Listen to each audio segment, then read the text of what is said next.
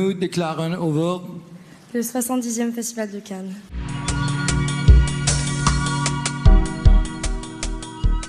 J'ai fait une école comme vous, d'audiovisuel. En fait, je me destine.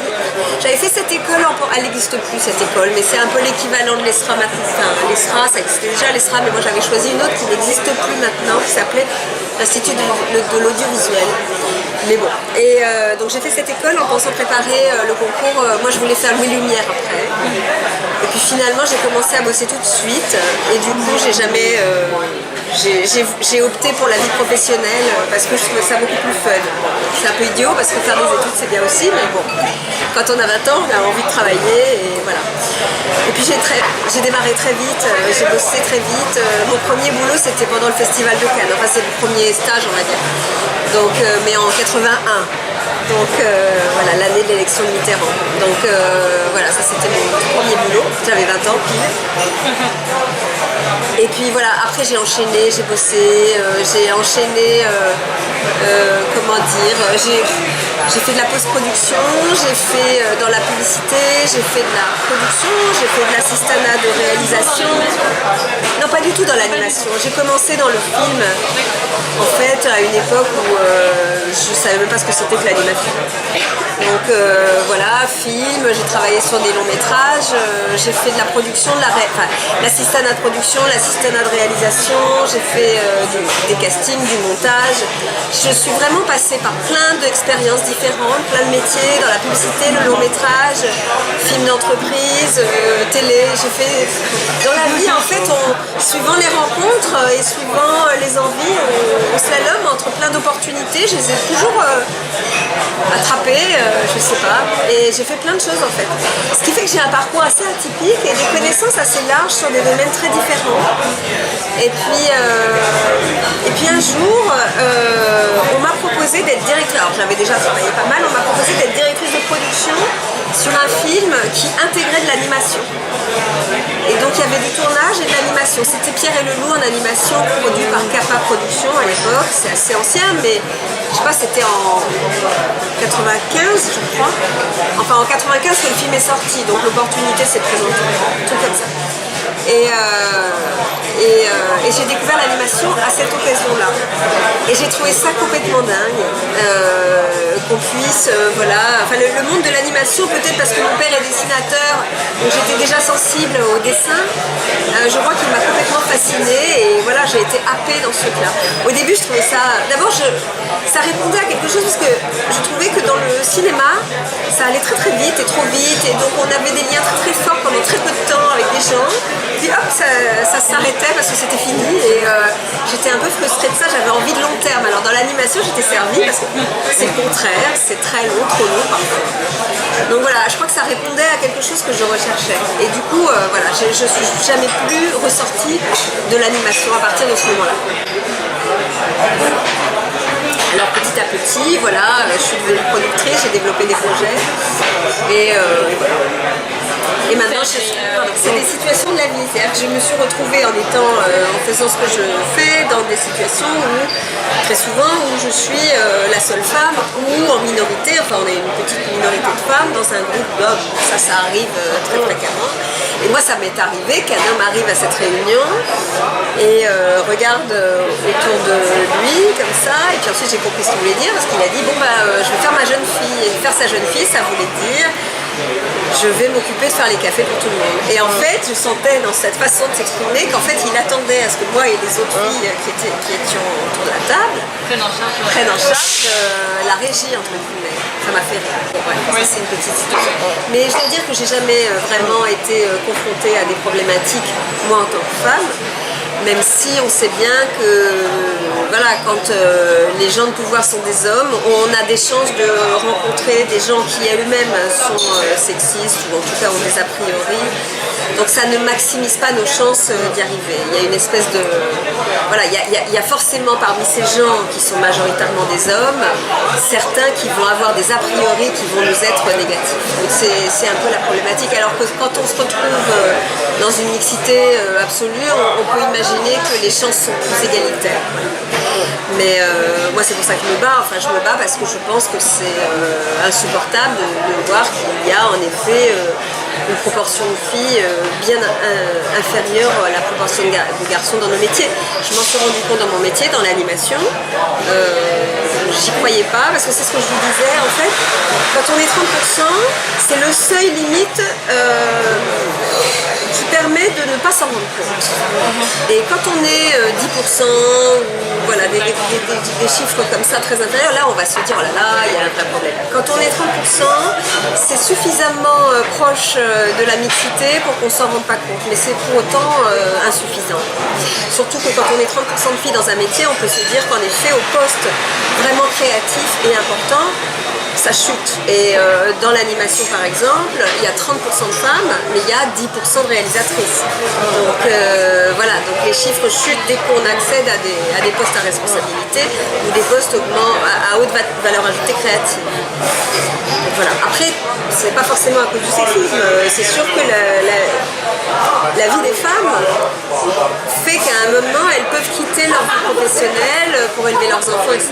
Donc ça n'aide pas à avoir une vraie sensation des failles et de ce qu'il faut faire pour que... Je pense qu'il faut favoriser leur retour parce qu'on ne fait pas des enfants toute une vie. Mais c'est aussi très important de faire des enfants, donc voilà.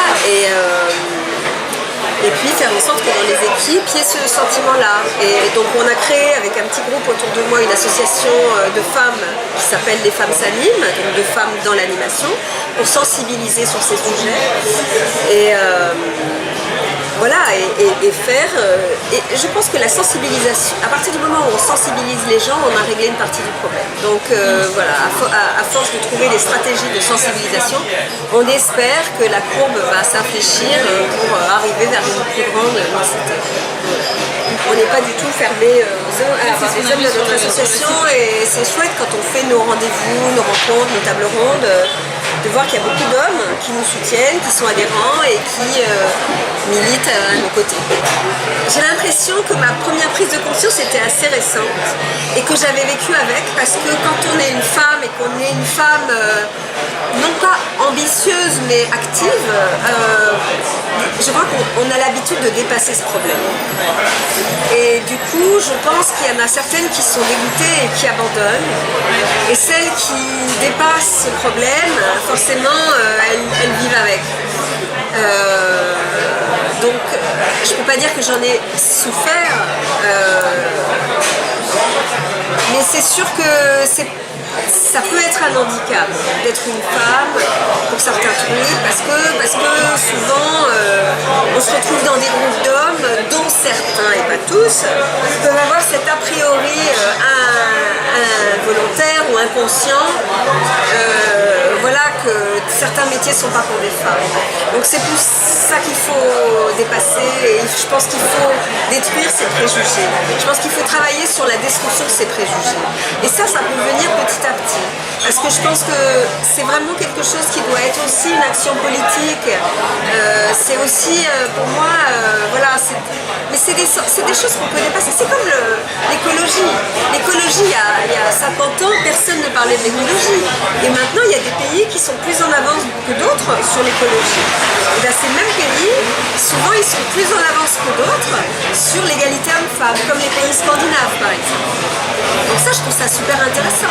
Je pense que voilà, il y a cette action, la prise de conscience en chacun, et puis accompagnée par une petite prise de conscience politique et une volonté de la part de femmes qui sont déjà dans le métier, de faire en sorte que ça soit plus facile pour nous. Parce que forcément, quand c'est un petit peu plus difficile, ça écarte des gens un peu fragiles qui ne sont pas forcément les moins talentueux.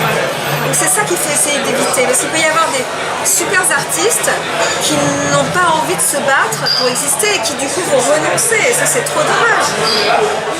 C'est ça que je pense. Et c'est ce qu'elle nous disait hier quand on parlait avec Women in Entertainment.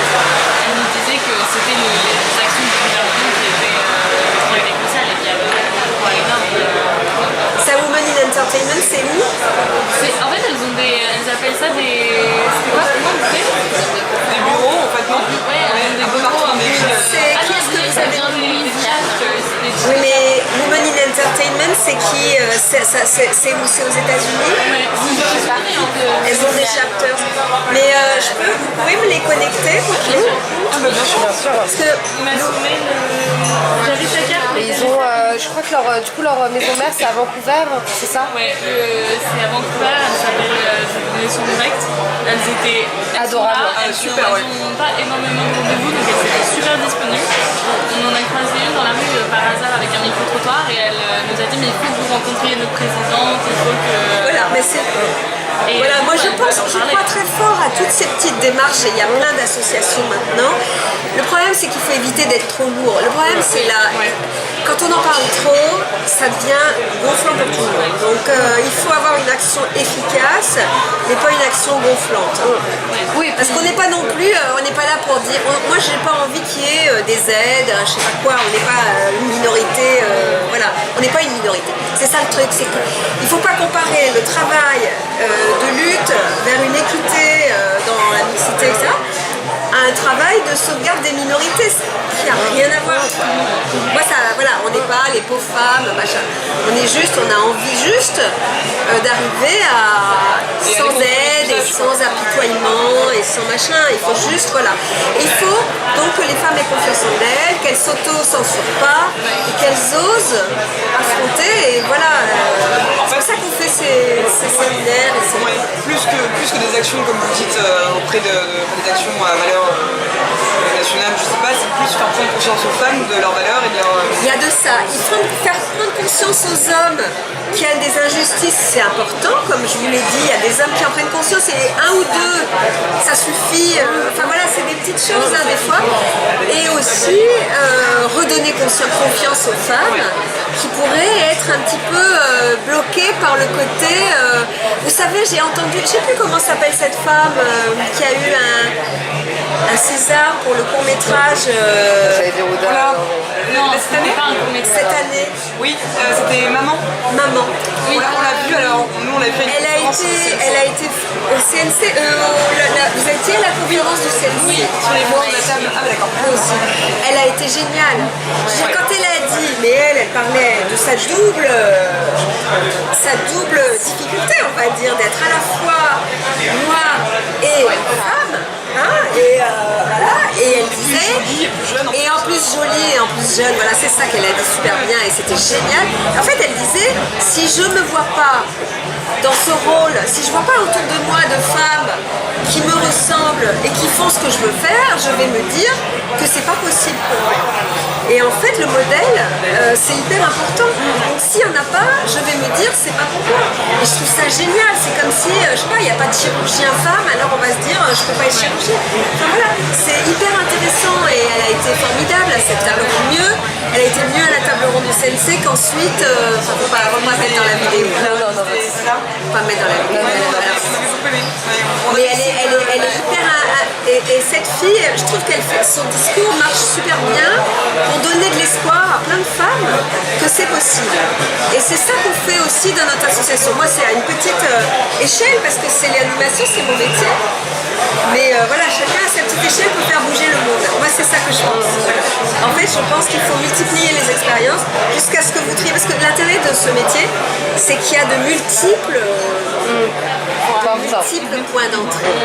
Il y a le cinéma, mais à l'intérieur du cinéma, il y a plein de cinémas. Donc déjà, dans le cinéma, il y a plein de trucs aussi, entre l'exploitation, la production, Et puis après, il y a tous les cinémas, il y a aussi tout l'audiovisuel, il y a tous les nouveaux modes aussi maintenant d'écriture, les web-séries, les machins, il y a la VR. Il y a mille façons de travailler et de s'éclater dans ces métiers. Donc je crois qu'il faut essayer des trucs différents jusqu'à ce qu'on trouve sa voie. Moi, j'ai essayé des trucs super différents. C'est aussi des situations, je sais pas si je les ai vraiment cherchées ou c'est des opportunités qu'il faut saisir, des choses.